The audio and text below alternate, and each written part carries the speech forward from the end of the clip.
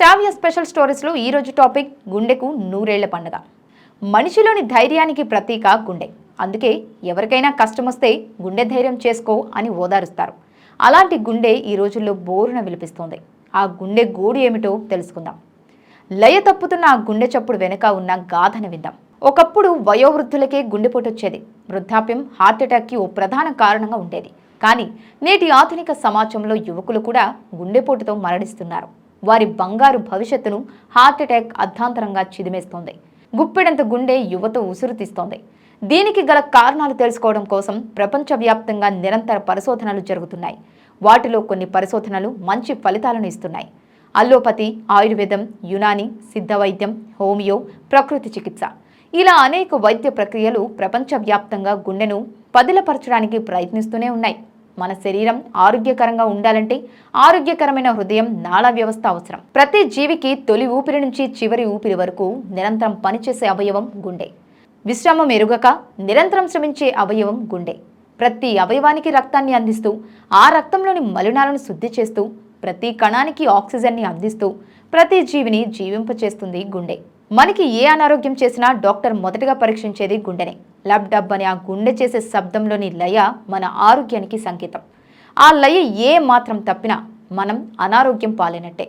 శృతి తప్పిన ఆ లయని కనిపెట్టగలిగే నిపుణుడే వైద్యుడు. ఆ గుండెని లయబద్ధంగా శృతి చేయడానికి డాక్టర్తో పాటు మనము చేయాల్సిన కర్తవ్యాలు ఏమిటో ఇప్పుడు తెలుసుకుందాం. మన శరీరం కోటాను కోట్ల అణువులతో నిర్మితమై ఉంది. ప్రతి అణువు సజీవంగా ఉండాలంటే ఆక్సిజన్ ఎంతో అవసరం.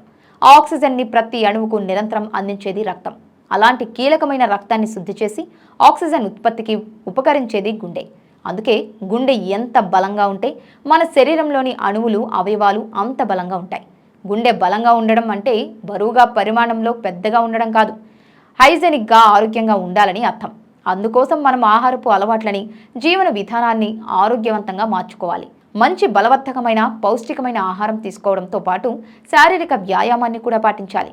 ఏదో ఆకలి తీరడానికి తింటున్నాం అనే విధంగా కాకుండా మన ప్రాణానికి ఆధారంగా ఉన్న గుండె బలాన్ని పెంచుకోవడానికి కూడా ఉపకరించే ఆహారం తీసుకోవాలి.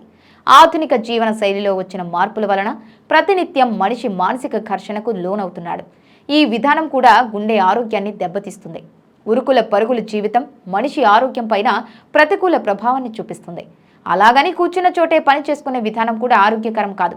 ఇది శరీరంలో చెడు కొలెస్ట్రాల్ పెరగడానికి కారణమవుతుంది. శారీరక వ్యాయామం చేయడం ద్వారా ధమనులు మరియు గుండె ఆరోగ్యాన్ని కాపాడుకోవచ్చు. దీర్ఘాయుష్మాన్ భవ, శతమానం భవతి అని మనల్ని పెద్దలు దీవిస్తూ ఉంటారు. అది నిజం కావాలంటే మన గుండె ఆరోగ్యంగా ఉండాలి. అందుకు అవసరమైన విజ్ఞానాన్ని ప్రతి ఒక్కరూ పెంపొందించుకోవాలి. కొలెస్ట్రాల్ రక్తంలో ఎక్కువగా ఉంటే అది ధమనుల్లో పేరుకుపోతోంది. దీనివల్ల ధమనులు రక్తపోటును పెంచుతాయి. కొలెస్ట్రాల్ స్థాయిలు పెరగడం వలన ధమనులు, గోడలు పూర్తిగా నిండిపోతాయి. ఇలా నిండడం వలన గుండెకు ఎంతో హాని కలుగుతుంది. ఈ సమస్యకు చక్కని పరిష్కారం ఉంది. ధమనులను సర్దుబాటు చేసే ఆహారాలను మనం తీసుకుంటే చాలు. ఆ ఆహారాలు ఏమిటో ఇప్పుడు చూద్దాం. తాజా పండ్లు, అల్లం మరియు వెల్లుల్లి, తృణధాన్యాలు, సుగంధ ద్రవ్యాలు వీటిని బాగా తీసుకోవాలి. వీటితో పాటు మనం తీసుకునే ఘన పదార్థాలు, ద్రవ పదార్థాలు మీద నియంత్రణ ఉండాలి. ఉప్పు తినడం తగ్గించాలి. కొవ్వు ఉన్న ఆహారాలు తక్కువగా తినాలి. ప్రోటీన్లను ఎక్కువగా తీసుకోవాలి. వీటిలో ప్రతి అంశాన్ని ఇప్పుడు కొంత విఫలంగా తెలుసుకుందాం. తాజా పండ్లు. పండ్లలో విటమిన్లు, ఖనిజాలు, యాంటీ ఆక్సిడెంట్లు ఇంకా ఫైబర్ పుష్కలంగా ఉంటాయి. గుండె ఆరోగ్యానికి ఇవి చాలా అవసరం. ప్రతి పండ్లలోని పోషకాలు రక్తంలోని కొలెస్ట్రాల్ స్థాయిని బాగా తగ్గిస్తాయి.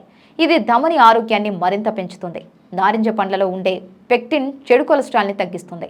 అంతేకాదు మంచి కొలెస్ట్రాల్ని పెంచుతుంది. పండ్లను తీసుకోవడం వలన ధమనిలోని గోడలు బలంగా మారతాయి. అల్లం మరియు వెల్లుల్లి ఇవి గుండె ఆరోగ్యాన్ని మెరుగుపరుస్తాయి. రక్తంలోని కొలెస్ట్రాల్ స్థాయిని వెల్లుల్లి తగ్గిస్తుంది. అంతేకాదు ధమనుల ఆరోగ్యాన్ని పెంచుతుంది. అల్లం ఎసిడిటీని తగ్గిస్తుంది. ఒక్కసారి గుండె బలహీనపడితే వైద్యానికి విపరీతమైన ఖర్చు అవుతుంది. ఎంత ఖర్చు చేసినా గుండె మునుపటి బలాన్ని సంతరించుకోవడం కష్టమే. అందుకే గుండె బలహీన పడకముందే మంచి పౌష్టికమైన ఆహారాన్ని, పండ్లను తీసుకోవాలి. అందుకు వైద్యాన్ని కంటే చాలా స్వల్పమైన ఖర్చు మాత్రమే అవుతుంది. తృణధాన్యాలు. మనం తీసుకునే ప్రధాన ఆహారం వరి, గోధుమలు. ఇవి బాగా శుద్ధి చేయబడిన ఆహార పదార్థాలు. అలా శుద్ధి చేయడంలో భాగంగా ప్రోటీన్లు, విటమిన్లు, ఖనిజాలు తొలగించబడతాయి. దాంతో మనం తీసుకునే ఆహారం ఆకలిని మాత్రమే తీరుస్తుంది. శరీరానికి, గుండెకు ఆరోగ్యాన్ని, బలాన్ని అందించలేకపోతుంది. దీనికి పరిష్కారంగా తృణధాన్యాలను ఉపయోగించాలని నిపుణులు సూచిస్తున్నారు. గోధుమ, బార్లీ, రాగి, మొక్కజొన్న లాంటి ధాన్యాలు కూడా ఉపకరిస్తాయి. సజ్జలు, జొన్నలు, గంట్లు లాంటి అనేక తృణధాన్యాలను విస్తృతంగా తీసుకోవాలి. ఇవి గుండెకు మంచి ఆరోగ్యాన్ని కలిగిస్తాయి.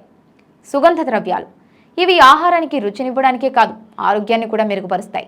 మన రోజువారీ ఆహారంలో వీటిని చేర్చడం ద్వారా గుండెకు మంచి బలాన్ని కలుగచేయవచ్చు. పసుపులో ఉండే కోర్గోమినిన్ చెడు కొలెస్ట్రాల్ని కరిగిస్తుంది.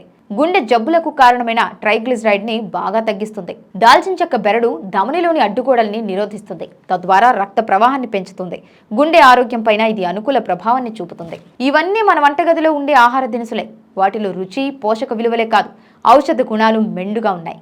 ఈ విషయాన్ని గ్రహించి మనం వాటి వినియోగాన్ని పెంచుకోవాలి. కానీ కొన్ని జాగ్రత్తలు పాటించాలి. అతి సర్వత్రా వర్జయేత్ అన్నారు పెద్దలు.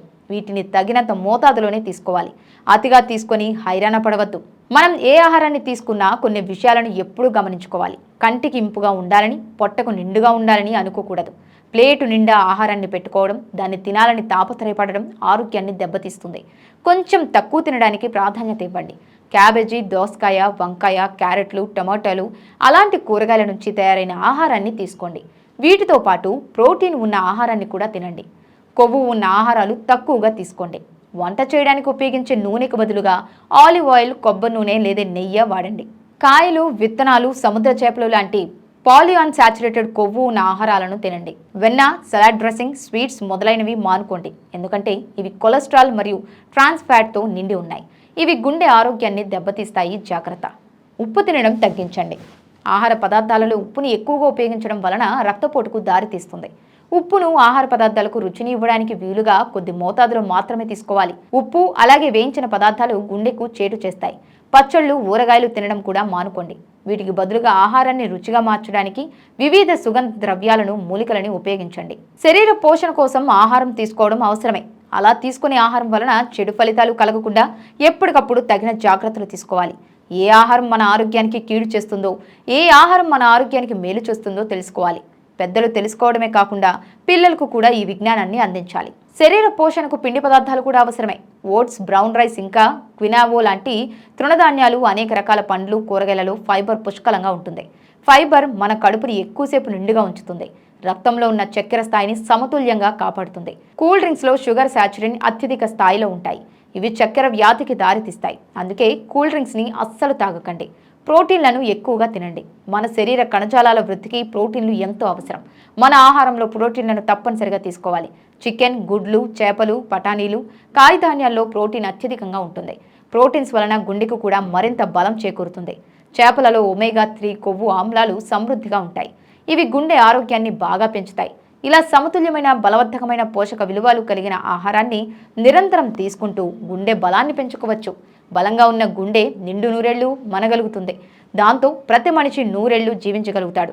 మనం సంపూర్ణ ఆయుష్తో ఆరోగ్యంగా, ఆనందంగా జీవించాలంటే పౌష్టికమైన ఆహారాన్ని తీసుకొని గుండెకు నూరేళ్ల పండుగ చేయాలి. మరి ఇదండి ఈరోజు శ్రావ్య స్పెషల్ స్టోరీ. మరో టాపిక్తో మళ్ళీ కలుద్దాం. అంతవరకు సెలవు. నమస్కారం.